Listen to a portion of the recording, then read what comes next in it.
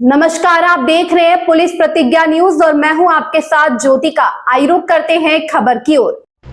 नगर निगम मोगा की विकास कार्य की पोल खुद खोल रहे हैं अलग अलग वार्डों के काउंसलर। गंदे पानी सीवरेज समस्या को लेकर अलग अलग वार्डों के काउंसलर मिले मोगा नगर निगम के मेयर को। मेयर की सुनवाई, वार्डों की दास्तान। अगर उनके वार्ड में कोई कार्य शुरू किया जाता है तो उन्हें बताया तक नहीं जाता। मेयर ने मांगा 2-4 दिन का समय। मेयर बलजीत सिंह चानी ने कहा, सभी 50 वार्डों में विकास के कार्य किए जा रहे हैं, किसी के साथ भी कोई नाराजगी नहीं। पंजाब की सबसे अमीर मानी जाने वाली मोगा की नगर निगम कई बार विवादों के घेरे में आ जाती है। ताजा मामला है मोगा के 50 वार्डों में से 16-17 वार्डों में विकास के कार्य नहीं हो रहे। इन वार्डों में गंदे पानी और सीवरेज की समस्या बहुत ही गंभीर बनी हुई है।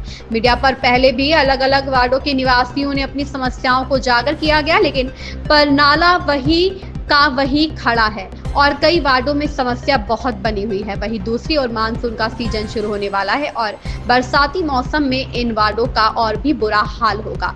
वहीं आज इन समस्याओं को लेकर मोगा के अलग अलग वार्डों के काउंसलर, जिनमें गुड्डू अग्रवाल, गोवर्धन पोपली, डॉक्टर नवीन सूद के अलावा कई काउंसलर मोगा नगर निगम के मेयर बलजीत सिंह चानी से मिलने पहुंचे और शहर के करीब 15 से 16 वार्डों की समस्या के बारे में बताया। वहीं नगर निगम के मेयर बलजीत सिंह ने कहा कि उनके पास अलग अलग वार्डों से काउंसलर पहुंचे तो उन्होंने समस्याओं के बारे में बताया। नगर निगम दोबारा सभी 50 वार्डों में काम करवाया जा रहा है और अगर कहीं पर कोई भी कमी पेशी है तो उसको भी जल्द ही हल कर दिया जाएगा। वहीं काउंसलर गोवर्धन पोपली और गुड्डू अग्रवाल ने बताया कि मोगा के करीब 15 से 16 वार्डों को दरकिनार किया जा रहा है। वहां पर पहले तो कोई काम करवाया नहीं जा रहा और अगर कोई काम हो रहा है तो उन्हें बताया तक नहीं जाता। वहीं उन्होंने कहा कि वार्डों में सीवरेज और गंदे पानी की बहुत समस्या है और वार्डों में सड़कों का भी बुरा हाल है। हम आज नगर निगम के मेयर से मिले थे। हरपाल सिंह सहारण, जिला ब्यूरो चीफ की रिपोर्ट। किस तरह से की सुविधाएं?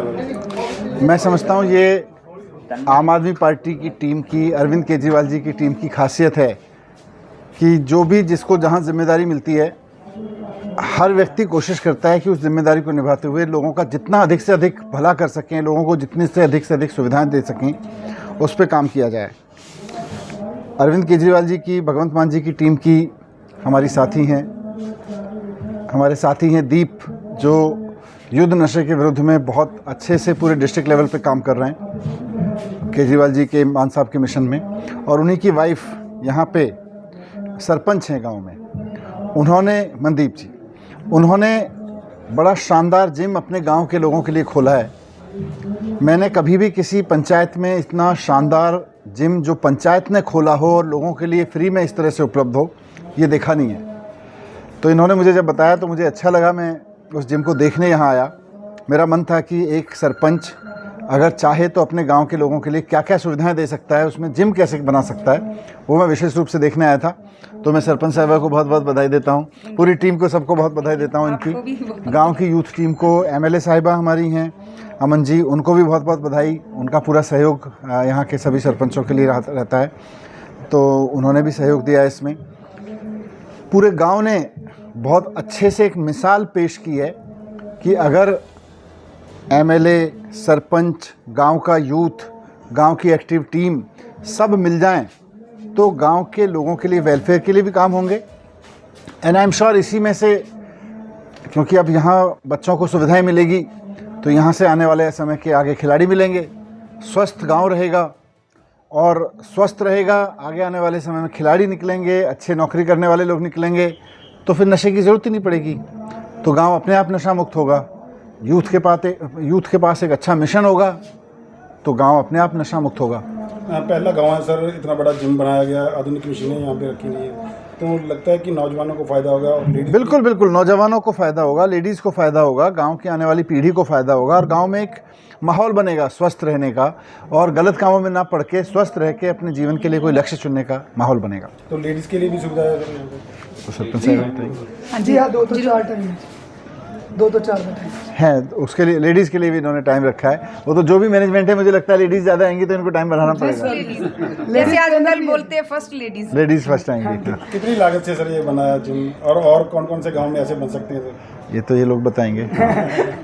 ये 22 लाख रुपए की लागत से ये वाला जिम बना है और आने वाले दिनों में हर गांव में हम ऐसा जिम बना के देंगे और प्लेग्राउंड्स भी हमारी सरकार द्वारा हर गांव में बनाए जा रहे हैं। और आप देख सकते हैं कि यहाँ पे जो पुल फ्लाईओवर का निर्माण चल रहा है, बहुत लंबे टाइम से इस गांव की मांग थी कि यहाँ पे फ्लाईओवर होना चाहिए, क्योंकि गांव दूसरी साइड पे और स्कूल जो था वो नेशनल हाईवे पे होने की वजह से पिछले समय में यहाँ पे बहुत सारी मौतें हुई, बच्चों एक्सीडेंट से बच्चों की डेथ हुई। तो हमारी सरकार ने, आम आदमी पार्टी की सरकार ने, हमारे पार्टी के सुप्रीमो श्री अरविंद केजरीवाल जी, जिनके दिशा निर्देश पे हम चल रहे हैं, और हमारे भगवंत मान जी, हमारे मानयोग सीएम साहब, हमारे मनीष सिसोदिया जी, हमारे पंजाब प्रभारी, जिन्होंने पूरे देश में शिक्षा क्रांति लेके आए और जिन्होंने हमारे जैसे बच्चों को इनके बनाए हुए स्कूलों को देख के हमने आम आदमी पार्टी ज्वाइन की। तो उन बच्चों के लिए हमने ये फ्लाईओवर का जो निर्माण करवाया। और पिछले साल आप सभी लोगों को पता है कि इस गांव में पानी की कोई नहरी पानी की कोई सुविधा नहीं थी और पंजाब सरकार ने, हमारी आम आदमी पार्टी की सरकार ने 90 लाख रुपए इस गांव को दिए नहरी पानी की पाइपलाइन का काम करवाने के लिए, जो ऑलमोस्ट कंप्लीट हो चुका है। और ऐसे ही आने वाले दिनों में और बहुत सारे काम जो हैं हर गांव में किए जा रहे हैं।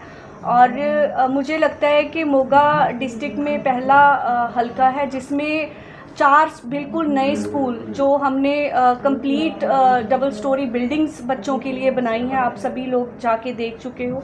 4 स्कूल हमने बनवाए हैं और पूरे ज़िले में हमारे हर हलके में स्कूलों का काम चल रहा है। तो मैं उसके लिए हमारे माननीय मनीष सिसोदिया जी, हमारे पंजाब प्रभारी, इनका धन्यवाद करना चाहती हूँ कि इन्होंने पूरे देश में जो शिक्षा की क्रांति लेके आए उसके इनके फुटस्टेप्स को फॉलो करते हम सभी लोग अपने अपने हलके के लिए काम कर रहे हैं। मनीष सर, सरकार ने जो एक युद्ध नशे के विरुद्ध मुहिम छेड़ी थी, कितनी कारगर साबित हो रही है और ऐसे जिम अगर बनेंगे गाँव में तो कितना फायदा होगा? देखो, युद्ध नशे के विरुद्ध पर जो मान साहब की सरकार है वो चौतरफा काम कर रही है।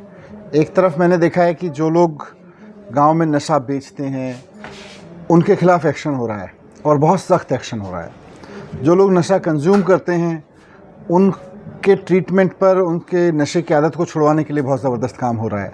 तो ये 2 सॉलिड काम तो नशे को लेकर डायरेक्टली हो रहे हैं।